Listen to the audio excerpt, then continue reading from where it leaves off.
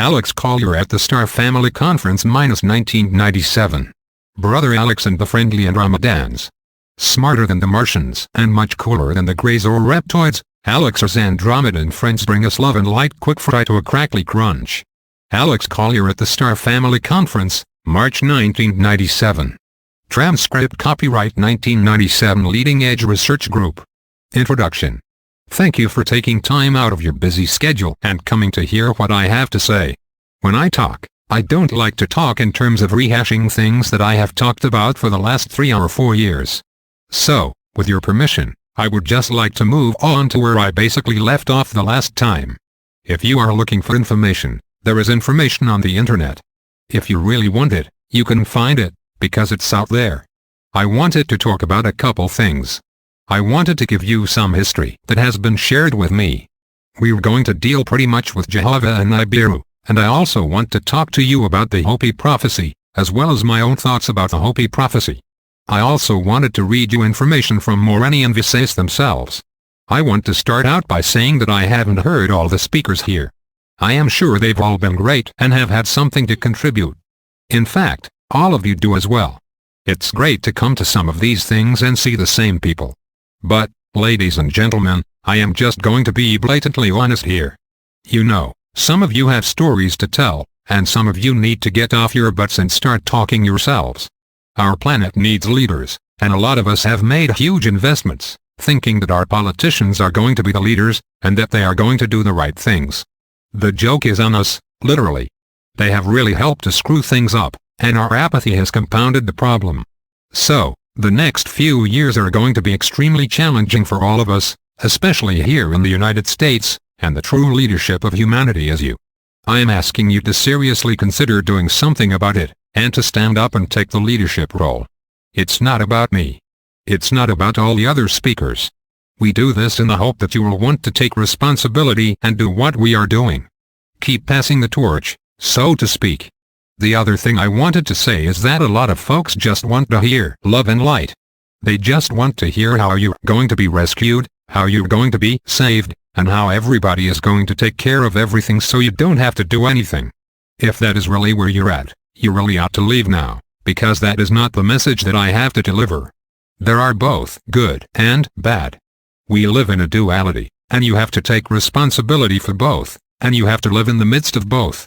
The whole idea is to find balance, which is in the middle. We are all searching for that. Until we find it, we all have to participate. A very wise man once said, "Facts do not cease to exist, just because you choose to ignore them." To those of you who simply want to hear the love and light, that's great, but you are out of balance. We need leadership and people with ideas on how to fix problems, starting with yourself, your family and the local level. The President and the UN can't sign a piece of paper and fix everything. It starts here at the local level, and it starts in the heart. Only you can do that. I can't change your mind. I can't even tell you what to think. You are going to have to want to change and open up your perception to find out what is really going on. This also includes having the courage to really want to know what is going on. Okay, that's my soapbox. In the 6 months, pay attention to all the UFO activity that is going to be occurring on Greenland. The reason a lot of this will be going on is simply because many of the races will be entering and leaving at the polar areas. I want to talk about Jehovah. There is a lot of talk about Jehovah, and this also relates to the Hopi prophecy in an indirect way. I want to say up front that there are huge risks involved with breaking apart belief systems, and just because something has been believed for thousands of years and has been taken for granted does not mean that it is based on fact. We do not have to create or fulfill the Book of Revelations, or fulfill the Hopi prophecy wherein we all are extinguished. I truly do not understand that kind of belief system. Why believe in something and pull something to you that will take you all out? Now, the Andromedan message has been that we are royalty because of our genetics, which include both the extraterrestrial and the primate. We are extremely unique. Many races see us as a benefit and some see us as a threat. I'm not really clear why we represent a threat to some of them, other than prejudice and bigotry is there. I have been taught ever since I was a boy that prejudice is an extraterrestrial perspective. We were taught this type of behavior, and we have only continued to propagate it generation after generation. It has never served our race. Never. I do not understand why it continues to propagate. The women who spoke before me talked about prejudice. The reality is that prejudice is big business in our society. It's all about money. Again, I come back to the point I made earlier, that you are the leaders, and you are going to have to stand up and take responsibility. I am not talking about going out to save the world, but I am talking about families. Be a hero to your family, and to yourself. Nobody can beat you up, or put you down unless they have your consent. Do you follow? You only have to consent to believe that garbage. If you don't consent, then it isn't real. It's so simple and subtle that people don't see it. Our world is made up of a lot of subtleties. Okay, I'm going to read a little history here, and then we will move on. Jehovah, one of the Elohim, the Old Testament God, is an extraterrestrial. Is that simple enough? Does everybody get that? The New Testament God is also an extraterrestrial. They are not one and the same. But we are just going to deal with the one who the Hebrews call Jehovah. Now, the Andromedans have what we would interpret as a camera, which they use as they travel through space. They take pictures of moons, stars, and planets, and this camera records things holographically. Depending on the setting, it will also record the actual history of what they are aiming this device at. They have taken many pictures of our planet, and they have separated this holographic picture into time frames, where they can see and record actual events as they took place. I had a lot of questions about the Old and New Testaments, and about the person called Jesus. A lot of us have those questions. After all, how is it that a loving and forgiving God wants to throw us into an abyss for making mistakes? It's extremely dysfunctional, because fear of doing or not doing throws you into total inaction. Back to Jehovah. Now, the Hebrews are what is left of an ancient tribe of Chaldeans. The word Jehovah, in the original tongue, meant is, was and will be. It never meant, at any time, creator of all things. That meaning was added later. Now, the reason that he was named is, was and will be, was that like many races of extraterrestrials, the Jehovah have an extremely long lifespan. They live thousands of years.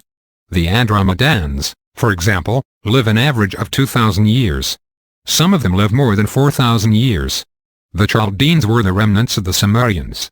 Much of the Hebrew religion and the religion of the Sumerians are similar. The books of Moses do not suggest that Jehovah was the only Lord of the Elohim in the area. For some reason, people have just assumed that what they have been historically told by those in power is true. Abraham did consider Jehovah to be a god because of the technology of the Elohim that he possessed, and used to all the primitive population. That's all they used, technology. If you were to take somebody today who had a jukebox, a flashlight, a CD player and a computer, and you brought that person back to the time of the ancient Hebrews and ancient Egypt, that person would be considered a god because of the technology. Think about that. Technology was used to strike fear into the people, and they were made to worship to avoid punishment. Many of the gods did the same thing. Marduk, Enki, and Enlil were notorious for doing this. These extraterrestrial manipulators also created bigotry, because they each controlled their own groups of people, and each of their offspring procreated with the population of the earth. Valerian note, since each of these beings were in competition with each other, Earth humans relative to each group were set against each other over time. According to Moreni and Visais, our Native American races are the remnants of the ancient Babylonians that were brought over here by Enki, just prior to the Great Flood of Noah. According to the Andromedans, this Flood of Noah, as it is popularly known, was literally a result of the movement of the planet Earth from one rotational orbit to another within the solar system. This movement also added 5 days to our year. The Magi, many of the extraterrestrials who had offspring while here, the sons of God married the daughters of men, saw their offspring considered half-breeds, and the offspring were not allowed to leave the planet. According to Moreni and Visais, the half-breed offspring were originally called Magi. The Magi. Now, much of the technology that the extraterrestrial parents did not choose to take with them when they left remained in the hands of the half-breed children. They were given this technology, and much of it has been passed down generation to generation. Moreni has said that right now that one of the places on our planet that has the richest collection of extraterrestrial technology is Nigeria, and to my knowledge that is an area that hasn't really been touched by exploration. This technology was primarily based on sound, color and radionics. The Magi interbreeding resulted in the cultures we today recognize as being called Israeli, Mayan, Celt, and Aryan. According to Moreni and Visais, the Titans of ancient lore were from the Pleiadian system, and some of them are today living inside some of the planets in our solar system, the closest one being Venus. Slavery, a learned behavior now, the serpent race. The serpent race has apparently been here a very long time, long before the genetic experimentation by different extraterrestrial groups took place. As Sitchin mentions, these genetic experiments on the planetary population had as an objective the creation of a slave labor force to work the mines, etc., because the extraterrestrials themselves would not do hard labor. Now, where have we heard of that before? Our own creation of slave labor, which emulated what the extraterrestrials had done before, to us. According to Moreni and Visais, the first genetic melding between a human species and the primate race occurred 28,731,007 before Christ. That's how far back they began experimenting, and there were many prototypes. All our concepts involving language and social structures have all been introduced to us by extraterrestrials, both good and bad. Our ancestors were taught these structures. According to Moreni and Visais, Adam and Eve were not the first man and woman at all. In fact, they were not even individuals. They were tribal races. Controlling the population, lace the water supply. I asked Moreni how the extraterrestrials were able to have such control over the population. He said primarily technology, but he also said that the single most important race as primitive as your own, is through the water supply.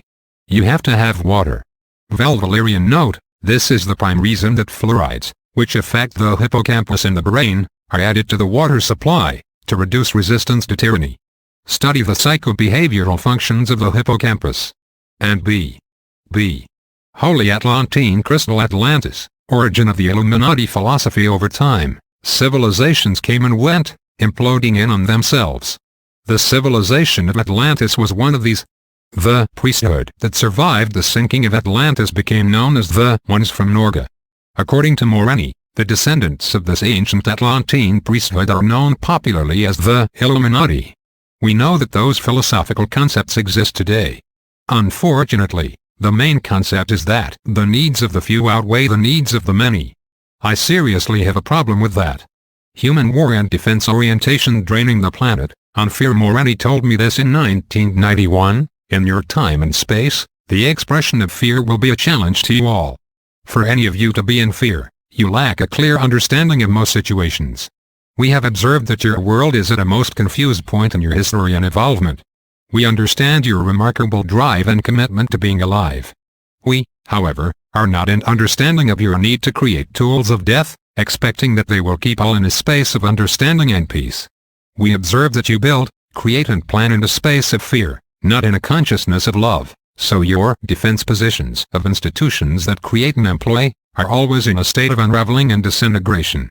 We share this because they drain you and your earth of energy, both spiritual and material. Fear always has to feed. Fear does not create itself. The fear we observe is difficult to understand. It depletes you of your focus on the original intent, and is a very secretive energy. Fear withholds love. This is most saddening to see and feel. How can you share understanding and love, when so many of you are withholding from self and each other? Please feel the words we as a race are trying to express to your race. One of your original intentions in creating your physical reality is the idea of creating and learning to manipulate and express yourselves through physicality using your consciousness. It is your consciousness that the isness has given you, and in fact all things that bear spirit. It is this gift that has been clouded, and most importantly, clouded by fear. This creation is completely irrational to whom all of you are. We have come to understand that withholding love only creates perpetual disintegration. We have discovered in our own galaxy the ruins of vast races, achieving recognition, that have ceased to exist. They destroyed themselves simply because they withheld love, and drained the very life force out of their intent, and imploded and destroyed their self-creation.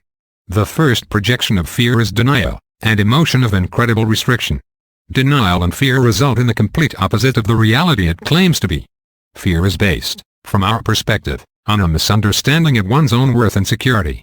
We have discussed this amongst ourselves, about your race, and we have formed a perspective based on your history. Many of your religions have helped and hurt this process. Many of your world's beliefs have many convinced they are simple creatures of nature. Your science teaches that your physical form is a pool of chemicals thrown together by accident, so that you are all an accident, living meaningless lives of chance.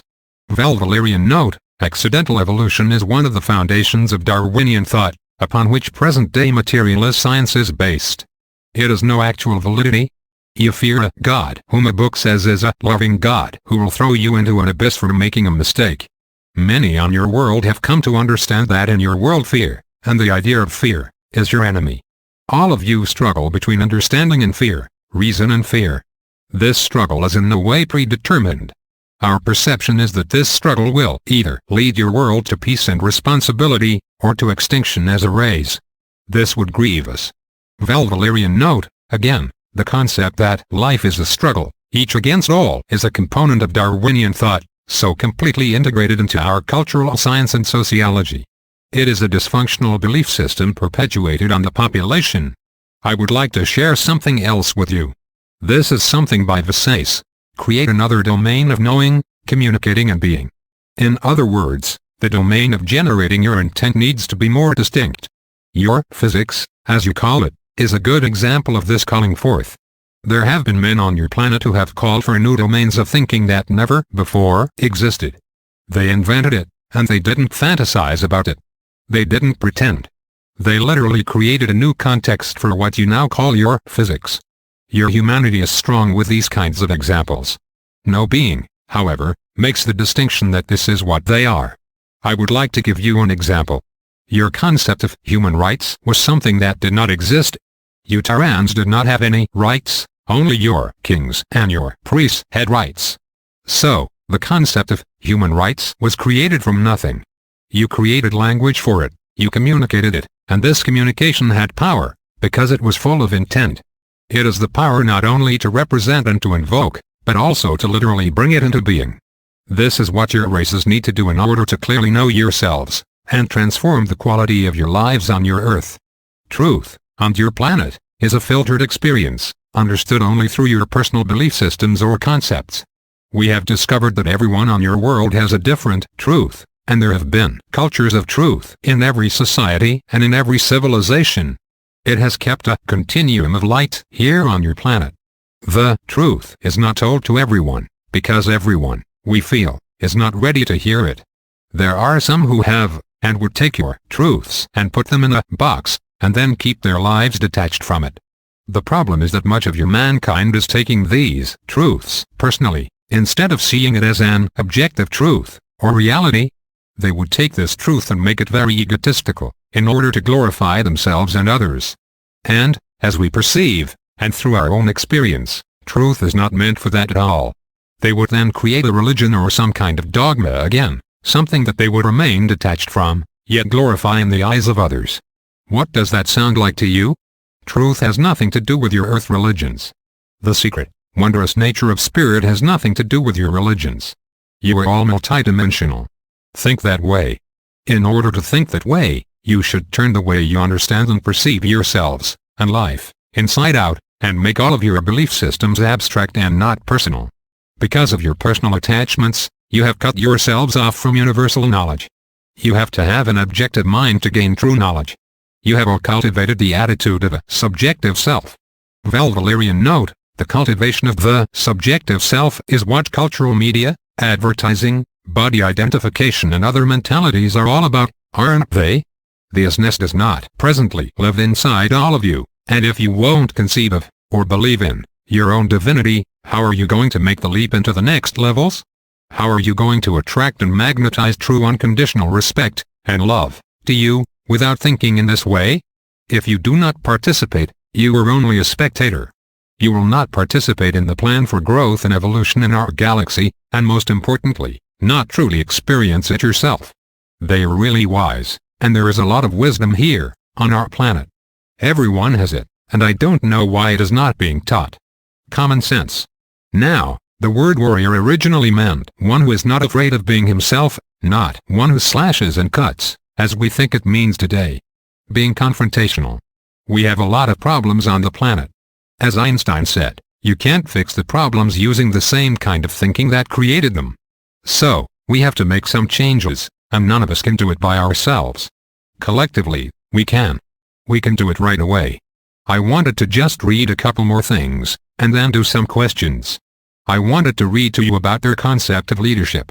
Dictated by Marini to Alex Collier, March 11, 1995. What is important this present time in your world is to know the pioneer leaders of your past who greatly influenced your world today are removed from the hearts of the people today. The leaders of today, this present moment, should share and embrace the same faith, philosophy and objective as the people. They, the leaders, should thereby raise each of the governed to his or own level, according to the principles of consistency from beginning to end. These mistakes, as we have studied and observed, are that throughout your history, hero worship and fame-seeking has risen to the point of the idea your leaders are great and the general populace is ignorant and powerless. This concept in your country contradicts a true democracy and is wrong. So it shall be that individuals must and will awaken and unite voluntarily. Some will be artists, scientists, and others from all walks of life. They will become teaching leaders of the people with whom they are working directly and will teach all men and women to be leaders. At the same time, it is also important that those who support them must become leaders also. To be a leader in your world, we would only suggest that only the requirements be simple and evolved from the real essence of mankind. Leaders should be in absolute faith of their humanhood, declaring always the greatness of God and self-responsibility. They should also have a strong sense of responsibility for themselves and those that they teach. A leader should always love his people, protect them, and encourage them warmly into their own power and humanhood. The leader's sense of responsibility will deepen by his affection of his role as teacher and father or mother. When a leader lacks mercy or compassion, they will be self-serving and irresponsible. And a leader/teacher should always strive and be broad-minded. He should always try to be capable of understanding his members' needs and individual situations, and putting himself in their place. A leader should practice gentleness and forbearance, and be determined to hear the problems and teach guidance and self-determination to any person to establish self-faith and happiness. A leader also needs to be impartial. He must not be swayed by his own feelings or self-serving considerations. Always eager to give a fair hearing to reasonable suggestions, but firm in protesting self-serving goals or mistaken views, even to his seniors. Leaders should be careful of those that flatter them, as not to cater to their personal agendas. Leaders should cultivate the sense to spot cheap tricks, lies and sneakiness. He must also put the right person in the right place and be courageous about it. The idea is to build long-term integrity in all aspects of life and leadership. Always acknowledge the inconspicuous efforts of others, as all souls are part and contribute to the whole. Your leaders should also have self-confidence, courage and decisiveness. Leaders must believe in their ability to protect their members and help them advance to self-responsibility so all may become determined. Those persons who have done the inner work on the path of being a true human being, acquire wisdom and are true leaders. They always have faith in themselves. Those who walk the path of heart will discover that through faith emerges wisdom. And this same faith enables the leader to employ his wisdom effectively in all situations. Courage is indispensable to the leader. Leadership is no place for cowardice. Always strive to advance wisdom and courage. Building an honest and healthy race of human beings means producing a world of leaders of the true law of oneness. Development of faith, integrity and character is both the starting point and the end result. This will make all people capable human beings. Every child born in your world is a new opportunity to build an honest and real world. Leaders need not criticize each error on the part of their members or staff. A leader should praise them for what they have done well and capably. There will be other people who will criticize. Being a leader or becoming a leader does not mean you have perfect faith or wisdom. These are lifelong pursuits. Being a leader is to develop people, and to help people into self-responsibility, spiritual maturity and the freedom to cultivate voluntary introspection. Mankind can develop remarkably, even under adverse circumstances. When Earth awakens to her mission and towards her great objective, we will have full faith that you all will be successful, and a source of great pride to all of us. Now, the law of consistency is something that they teach their children. What they do is realize that whatever they create, they leave to the next generation to carry forth. It also helps them, because when they cross over out of their physicality and reincarnate, they have their memory intact, and they know who they are. So, there is a continuation of knowledge and personality. We, for some reason, don't experience this yet. In Andromedan society, the oldest and the wisest teach the young everything they know. The children, when they move into adulthood, know more than the parents. Nobody has a problem with this. Here, on Earth, We did just the opposite. High school graduates can't even write their name or read. We have to do something here. Here's something else from Morani. On your world, conditioning is the voice so often spoken. It is not by the words or thoughts that are spoken that reveal to us the soul. In our perception, it is through man's silence that we come to know you best.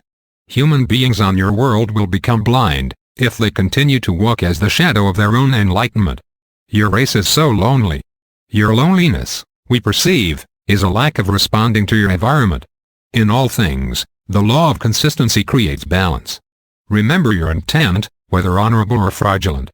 Truly, your acts must justify your actions. No thing of importance or living essence can be created unless there is intent. We refer to this as pre-existing. These things become reality in your world with the ingredient of time. Tell your race to seek the honorable within themselves, and not the wrong in others. Be at one. Another time, I was out there, calling them, and fell asleep. I woke up, and Morani was standing over me. He said these words to me, then turned around and left. We have become aware that a great majority of your races are unaware of philosophy and logic, understanding and knowledge of their own soul. We observe many Tirans seeing and feeling what others have told them or have spoken. Has your race lost the self-awareness of your own discovery,